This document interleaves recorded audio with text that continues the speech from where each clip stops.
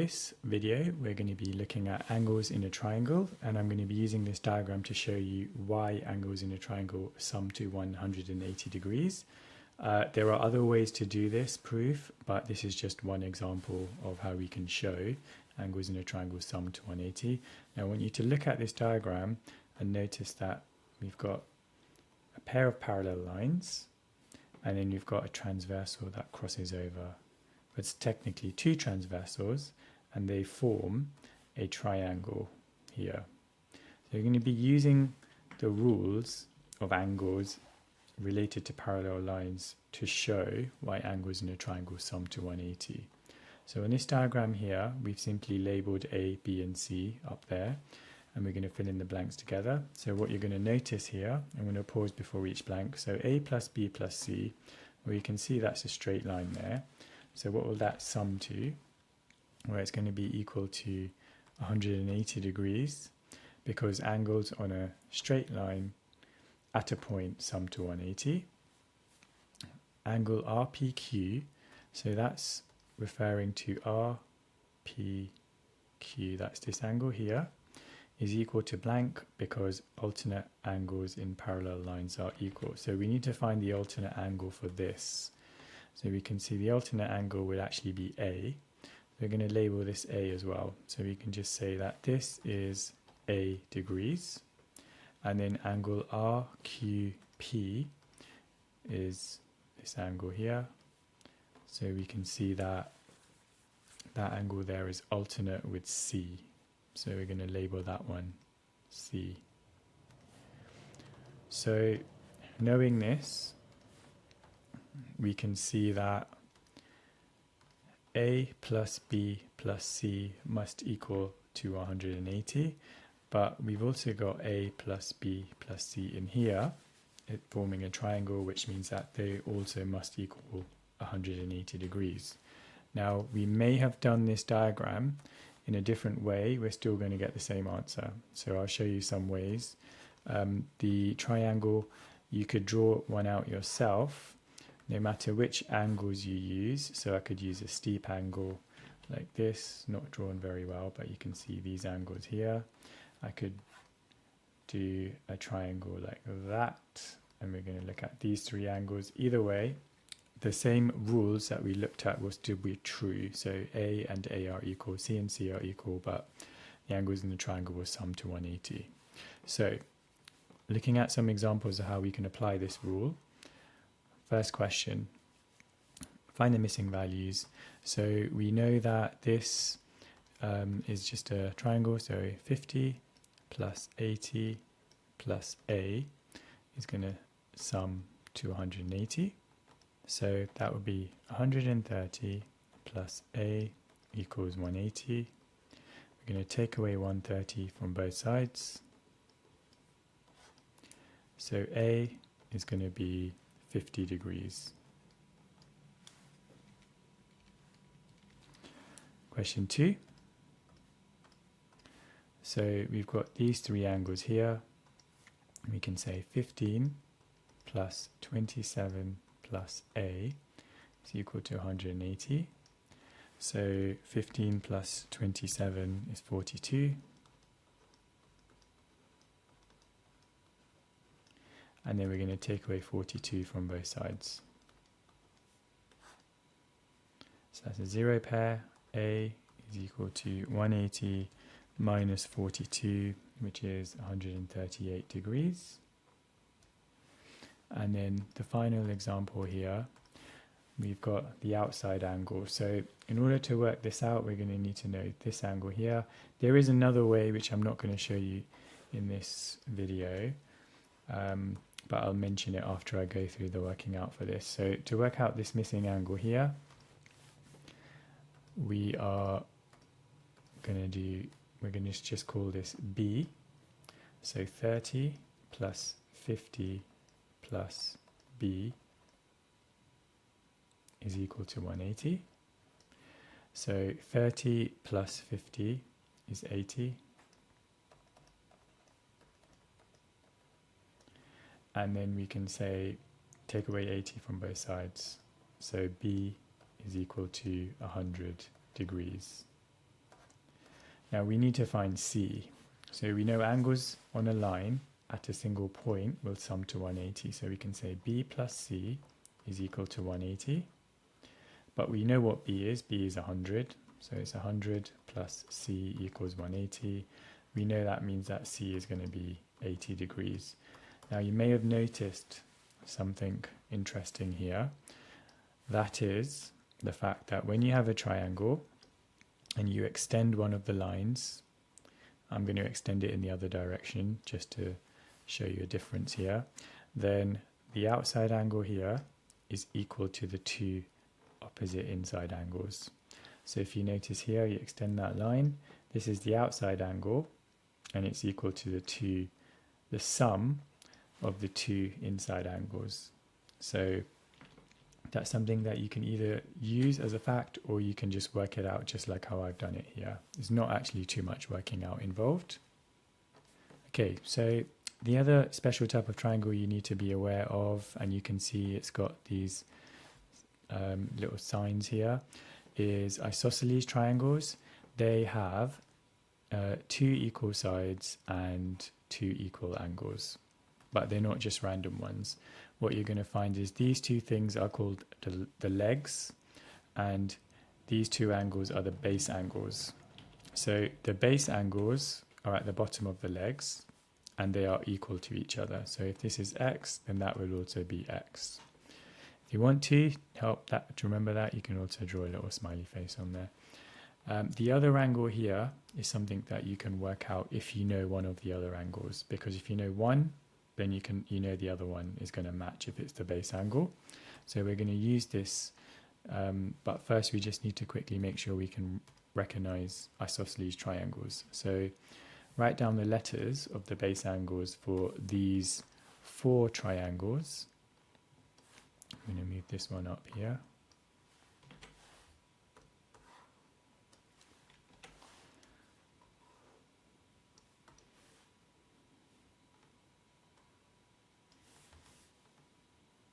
Okay, so what you can see here, the base angles here are A and B, because you can think of these as arms if you want, and then, or you can think of the sides as legs, and there's a face. So these base angles match, they will be equal. In this case, you can see these as arms, and then these are the little legs here. So A and B are the base angles.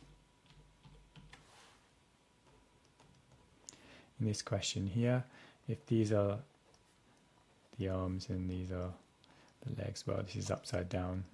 So you can see P and R are equal to each other, or lowercase p and r. And then here it should be labelled, but in this case, although it's not labelled, you can see the lengths match. So that's just another way of spotting, right? This is an isosceles triangle, so B and D are your base angles. Okay, so a few questions to do with isosceles triangles. Now it says calculate angle theta. That's a Greek letter theta. Well, we know if this is 56, and if it's an isosceles triangle as it tells us with the symbols here, that must also be 56 degrees, and then from there we can work out the rest. So we can say theta plus 56 plus 56 equals 180, and then I won't show too much working out here. It's just theta equals 180 take away 56, take away 56, which is going to give you 68 degrees. Here's another example here. Work out the missing angle. Okay, so we can see that this has to be 32 because it's a base angle, and then to work out the missing angle, theta plus 32 equals 180, and theta equals 180 minus 64, which is 116 degrees. Okay, another example here. Work out the missing angle. It looks like the same question, but it's actually a bit different. Okay, so we know that these are the sides with the same length. So these two are the base angles. We don't know what either of them are. So we're going to call that theta as well because we know they're equal. So we can say theta plus 50 equals 180. And we're going to take away 50 from both sides. So theta and theta together is 2 theta. You can just treat that as if it's the letter x or y or any letter. Now that's going to equal 180 take away 50, which is 130. And then we're going to divide by 2. So theta is 130 divided by 2, which is 65 degrees. Have a go with this one. So hopefully you figured out that this is the same idea. That's going to be theta. So 2 theta plus 32 equals 180. We're going to take away 32 from both sides. And that's going to give us 148. And then we're going to divide by 2 to work out 1 theta. So theta, we can divide it by 2 because it's going to be split equally. And that gives you theta is 74 degrees. Okay, here's another example. Calculate angle G. So in order to do this, we know that, first of all, it's an isosceles triangle because it tells us on there. Second thing we know is that that is a right angle. So that has to be 90 degrees. Now it says, give reasons for your answer. Well, we know that if that's G, then this will also be G because that's another base angle. So G plus 90 equals 180. If we take away 90 from both sides and simplify the G's, we get 2G plus 90 is 180. So 2G is 90. And then divide by 2, divide by 2. So G is 45 degrees. It says give reasons for your answer. Now you can say G is equal to G because base angles in an isosceles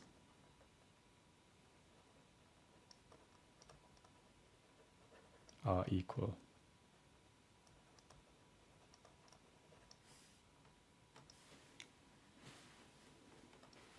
Okay, let's look at some problem-solving stuff here. Now, you need to pause the video and decide whether these diagrams are always, sometimes, or never correct, given that the other information diagram is true, or potentially not possible to be true if it's a never. So I'm going to go through this now.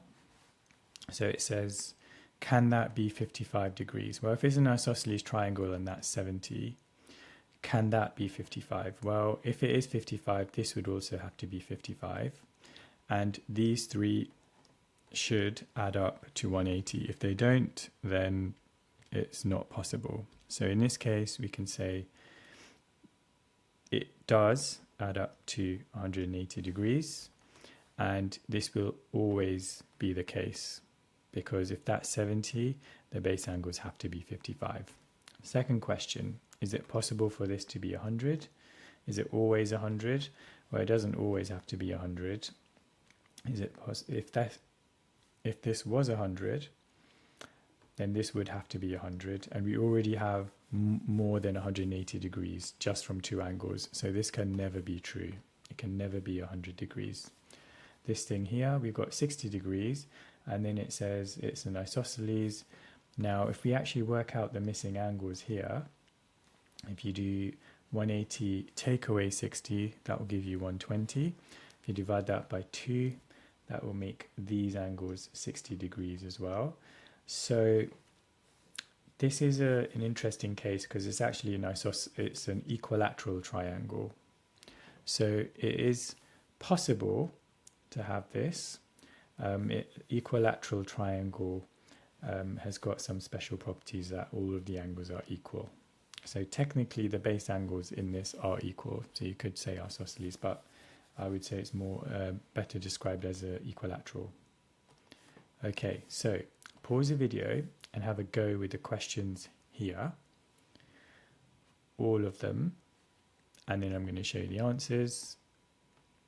Okay, here are the answers in 3, 2, 1. Check you're working out. These are all of your solutions.